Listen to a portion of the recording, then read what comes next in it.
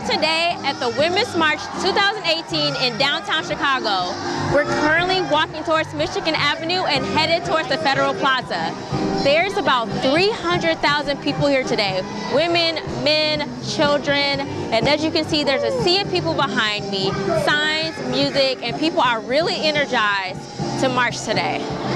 After 108 years, the Cubs finally did it. They won the World Series, and Campus Town is surely celebrating. As you can see behind me, there's a mass of people celebrating, chanting, shouting, just living it up after this intense game. A recent study has found that African Americans spend more than $1.2 trillion annually on goods and services. And small businesses are taking advantage of social media platforms like Facebook, Snapchat, Twitter, and Instagram to grow brand loyalty. Caleb Jones, a junior at North Carolina A&T State University, found a way to turn his passion for tech into a purpose by starting a business in his freshman year. So I created Uncrack to make iPhone repairs more affordable for students. Jones actually began his business by accident. He dropped his iPhone and quickly learned of the costly repair. So Uncrack came to be during my freshman year. I cracked my personal cell phone, and I went to the Apple store, and they said that the price to fix will be a total of $200. Jones started his brand reaching out to North Carolina college students. But now, through the use of social media, his business is growing. I've been expanding my customer inquiries. Recently I had a young guy send me his phone from Arizona. A recent study has found that African Americans spend more than $1.2 trillion annually on goods and services.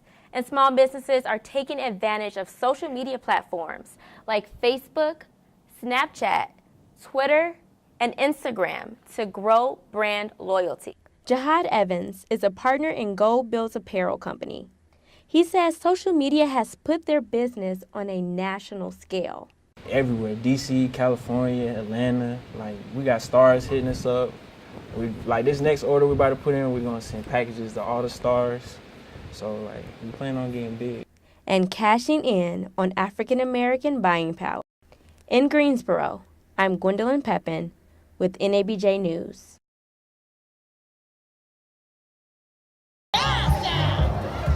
Blaring music, provocative signs, and feet on the ground. Chicago's second annual Women's March is underway. And that's not to mention the voices of organizers pouring through the speakers. Beautiful human beings. That is what we're celebrating. Whoop it up, Chicago. Beyond the people on stage, there's volunteers who spread the event's message on the ground. So the greater purpose of today's march, besides galvanizing all these people into one collective movement, is to get out to the polls. That right to vote is so sacrosanct, and we need to show everyone how important it is and that every vote matters.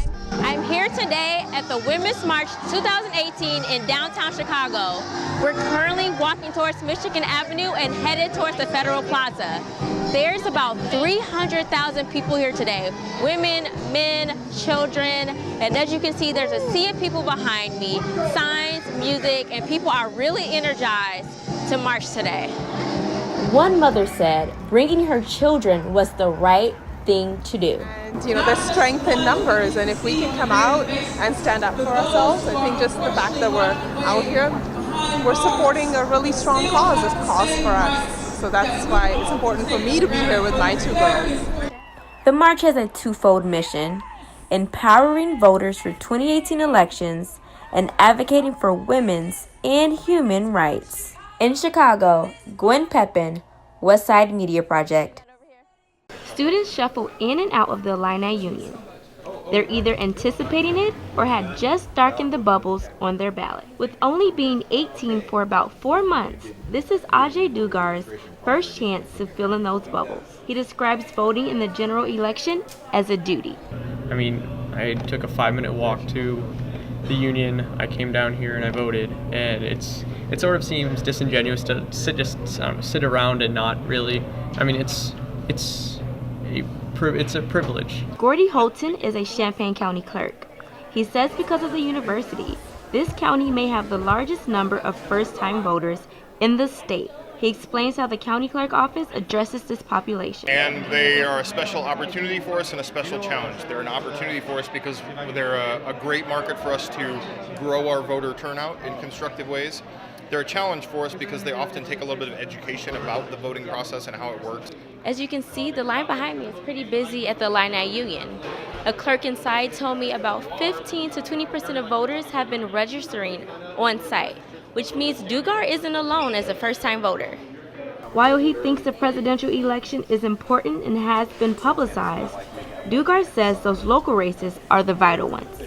Our day-to-day scale, our local candidates are the ones who really impact our lives the most, and I feel like we could do a little bit more to get them known. For first-timer Dugar, casting a ballot is about two things: being civically engaged and well-informed. Tonight was his chance to be both. This is Gwen Pepin, UI7 News. There is a sea of orange behind me in the State Farm Center as the Fighting Illini face off with TN Martin during the last day of Dad's Weekend 2017. We saw an exciting last 2 minutes in the second quarter, so let's see if the Fighting Illini bring home the W. As you can see, not much is going on here in the Midwest, but Northern Illinois is expected to get rain this weekend. So if you're planning to go to Chicago, make sure you pack your umbrella. Now we're going to take a look at our local temps. We have 84 here in Champaign-Urbana, 85 in Decatur, and 83 in Bloomington-Normal. Now for our 5-day forecast. We're going to have a beautiful and sunny weekend for Dad's Weekend. So be sure to go out for Dad's Weekend and enjoy the football game. Plus, it's a look at mental health in a way you've never seen before. How one student is trying to shut down the shame, one picture at a time.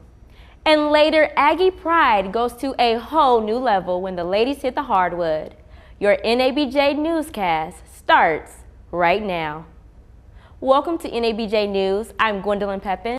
So you know what I think is dope? Yes. Well, the first thing, I think it's pretty cool that we have a rapper within the College of Media and Journalism. So true. And so then true. Yeah, and then the second thing, I think it's so awesome when students have like other passions. Like you see people like bopping around in the quad, like you're thinking about academics and your career, but like to know you can like be an artist, be a poet too on the side, that's amazing. I love that.